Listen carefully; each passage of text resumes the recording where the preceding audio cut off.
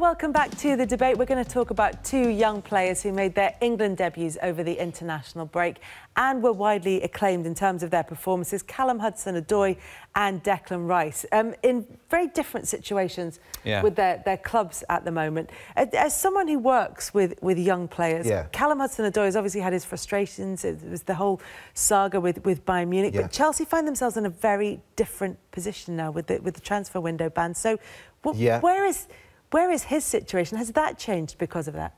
I think it has. I think in terms of Chelsea's willingness to do business with other clubs, I think the fact they're banned in terms of their transfer and bringing people in. For me, what's best for Callum Hudson-Odoi is where's he going to play. I think for any young player, the best way of improving and maximising your career is to play week in, week out. And he's doing everything he can to force his way into that Chelsea side. And I spoke last week on this show about, is he ready for international football? What I love about Gareth Southgate is he's not afraid to see if players are ready. And as someone who coaches in the under-23 level, I have a lot of support as people ask me, is such and such good enough for Premier League football? The true answer is you don't know until you put them in. Do you have the faith in them and the trust in them to put them in? Gareth's showing that at the moment, and Callum was absolutely outstanding in the game at Montenegro, set up the goal for Barkley. And the great thing about young players is they play with no fear. They just go and express themselves. They don't have any bad experiences to call upon, like us old fogies who scored own goals and done things like that. So that's the beauty of having... I thought that was cool heads and experience. Is that right? Yeah, it depends which way you look at it. But for me, young players bring a freshness. And what they do as well, they bring a group together, because people like Harry Kane and Raheem Sterling, it's no coincidence that they're starting to really grow as people, because they're starting to have to put their arm around players 7, 8 years younger than them. So you're seeing them assert their leadership roles within the group. So young players actually improve the older players, because the older players have to take more responsibility. And that's why the chemistry within that England squad at the moment is so good. Credit to Gareth and all of his staff for creating that. It's so exciting for the future. And as we saw there, he's made a start for England and yet to make a start for Chelsea in the Premier League. Gareth Southgate said, look, we'd love to have players who've made more than 50 appearances in the Premier League. We don't have them available, and it's not going to hurt his chances of playing for England. But if he does want to go and have regular competitive football, with only a year left on his contract now, does that put him in the driving seat? 100% he's in the driving seat, but I think there's two things we have to watch in the summer, I think, which could really determine where his future does lie. I think first of all is Hazard. Is Hazard going to be at the club next season? Is he going to leave the club? I know Pulisic is coming in, but as we've seen at Dortmund, him and Sancho more than happy to play either side, so that wouldn't be an issue as far as I'm concerned. The other thing is that in the summer, if Bayern Munich are still hanging around and still want to buy him, but all of a sudden then an English club comes in and says, well, I'll tell you what, we'll match that and we'll take him off your hands. All of a sudden Chelsea have got a real problem, because they won't want to sell him to anybody in the Premier League, because you'll be worried about him coming back and, you know, making them look bad. So it could be a situation where their hand is forced, depending on what the situation occurs in the summer. I would love for him to stay at Chelsea, remain in the country. I think he's more than good enough. If anything, him making his England debut, Southgate putting his trust in him, it actually looks quite bad on the manager at Chelsea. It looks bad on Sarri. And you've got to ask the question as well, is Sarri going to be there next summer? You know, there's so many things that need to happen to determine which way it's going to go. It's not plain and simple what's going to happen with him. But in my opinion, like Liam's just said, he should be playing in the Premier League now. I don't care whether he's 18, just turned 18. It doesn't matter. If you're good enough, you're old enough, it's as simple as that. And he's proved that he can deal with it. I was delighted in the way he showed his maturity after what happened in Montenegro, and he spoke so well about the situation. That tells you how mature he is. He wants to play football. It doesn't seem to be all about the money for him. It's all about playing, and that's great to see, because, as we've seen before, for young players, for players of his age, a lot of the time it's about money, but it's not for him. As well as he played for England, Maurizio Sarri will be looking at his performances for Chelsea. How do they compare, do you think? Well, it's very hard for a young player when they don't have a consistent run of games. I don't think anyone can say that Callum Hudson-Odoi has had a consistent run with England either, and made the impact. But he might do now, and it's very. But the thing is, at Chelsea you've got Willian, Pedro, Hazard. They're not bad players. They're not. You wouldn't say that an 18-year-old would have to be absolutely outstanding to oust one of those, especially with bringing in Higuain up front. It now makes sure Hazard has to play on one of the sides. So it's very difficult for a club manager, because they're under their own pressures. With England, the way that England squad is set up at the moment, in terms of the success of the World Cup, in terms of the fact that their group is actually quite weak, you can actually afford to put players in at a competitive level. When you're a Chelsea manager or a manager of a lower level club in the Premier League where you need to stay in the Premier League, it's a lot more difficult to put young players in, and you have to have a lot of faith in your own ability as a coach, as Pochettino has shown, as Solskjaer has shown, and a lot of, you have to lack fear. Now, for me, is Hudson-Odoi good enough? For me, for sure. But I'm not the man that has to stand by my job every week under the pressure that Sarri's on. So I can completely understand Sarri's point of view in not playing him. It's not as simple as he should definitely be in the team or he shouldn't be. It's just down to the manager. And the most important thing for Maurizio Sarri is, what's my best team to get us into the Champions League this year? I think the only real situation that you have to go off with Chelsea is him in the Europa League. And he's been nothing short of outstanding. Assists, goals.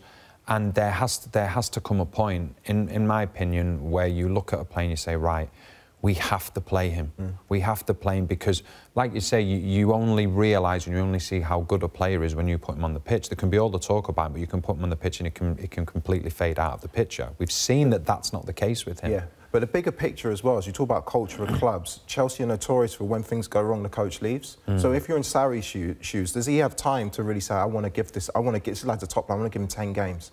You don't get 10 games at Chelsea. You'll be out the door if you lose 3 or 4. That's the form that Chelsea have gone down in terms of how they recruited or got rid of their managers. So the culture of a football club and the support that a manager gets actually filters down to giving young players a chance and having the room for them to grow and improve. Do you not think now, because of what's happened in terms of the dynamic of Chelsea with the transfer situation and there's talk about not as much money being pumped into the football club for a quick fix, is there now a pressure on a manager to say, right, OK, got all these youngsters, play them. They've been proven that they're good enough, so that might actually work in Hudson. It might actually work in his favour. I think the one thing you can see is that from Chelsea's perspective, they'll be looking and saying, right, if he doesn't get a run in the team now, from here to the end of the season, he's going to not be happy in the summer, and rightly so. And there will be a huge amount of clubs that are going to come in and say, we'll take him, we'll take him. And if he leaves, and if he remains in the Premier League, or if he goes to Germany, and he really hits it off, then all of a sudden Chelsea start to look poor, and then question will be asked even more. You stop piling all these younger players. Look at the players that are leaving. They're going out, they're doing well, they're performing well. You need to start giving them opportunities because, let's be realistic, if you look at Chelsea, the only real player that you can talk about in recent times that has come through and is playing consistently in the first team we've played has been John Terry. Now, for a club like Chelsea that is renowned for winning the Youth Cups, challenging Manchester City in the youth competitions. Do you have a fair few of those players playing in the Premier League, though, if not necessarily at Chelsea? They're players who have Premier League careers. Yeah, they do have Premier League careers. Have Championship careers. Yeah, but I believe that there's been players that have come through the system at Chelsea that have moved on, that could potentially have been good enough to play for Chelsea. Well, Declan Rice is one of them. And I wonder if, and one of the points that's been made about him is that at Chelsea, when you have so many talented young players, it's harder to stand out. Yeah, 100%. That's a natural occurrence. But sometimes being released for a young player at the time feels terrible. You know, I feel like your life as a footballer is over. But the ones that show true resilience and come back, there's so many cases like Declan Rice to get released at a young age. They show that hunger and desire to say, I'm going to prove you wrong. What I love about Declan Rice at the moment is, I don't think over the last 20, 25 years we appreciated a deep line midfield player. I don't think Michael Carrick got the credit that he deserved. For me, he was the best. For me, one of the best midfield players, if not the best midfield player of the generation. I remember Pep Guardiola saying about Michael Carrick, in fact, to pick one of Manchester United's team for his unbelievable team, we would have picked Michael Carrick over Rooney, over all of the stars that they had because of the function he had in the team. Now, what's happening with England is we're starting to appreciate what Declan Rice can do. He reads the game well from a defensive point of view. He starts attacks with quick passing. His timing on his passes, his pass appreciation is second to none. And for the age that he is, for me, I can see him going to a top 4 club in the summer because I think those players are so rare and are absolutely vital for the functionality of a team. Well, that's what Mauricio Pellegrini has said, that if a big club comes in with big money, then it's highly likely that he will move. That's if that offer is made in the first place. Already, though, he's important. He's in a very different position from Callum Hudson-Odoi in that he is already very important to West Ham. Yeah, he is, and like Liam's just said, it's the position he's playing in. You look at all the top teams in Europe, they have that, whether it be Fernandinho at Manchester City, whether it be Busquets, a different type at Barcelona, whether it be Casemiro, who was at Real Madrid, that was having an excellent time as well. They are so important, and the beauty of players like Hudson-Odoi and the beauty of players like Declan Rice, when they go and play for England, this is what I love about England at the moment, is that they don't have to change the way they play. There's no players being pigeonholed just to get them in the team. You know, the majority of the top six play a 4-3-3, so that works really well. Declan Rice plays the same role for West Ham that he then goes and plays for England, and it's brilliant. The one thing that works in his favour hugely is that first and foremost, he wants to pass forward, but that position now, I believe it's the most important position on the pitch, that defensive midfield position, because your full-backs now are wingers, so you need protection from a defensive midfielder, because your top teams are under the threat of the counter-attack, and he's just an incredible player, and I love the fact of you see him as a defensive midfielder, but he doesn't actually have to put too many tackles in. It's more interceptions, because he reads the game. For someone so young, to see something like that it's absolutely magnificent. All right, then, let's have the question for clicks. How much would they have to pay for Declan Rice to get him away from West Ham? I personally would like to see him stay at West Ham for another year. I think when you look at certain defensive midfielders in the Premier League, some are starting to age now, so he could be ready in a year or so to go and make that move. But I'm looking at the role that he plays. I don't think you get any change out of £60 million. Yeah. Well, what was Fred for Man United? 60?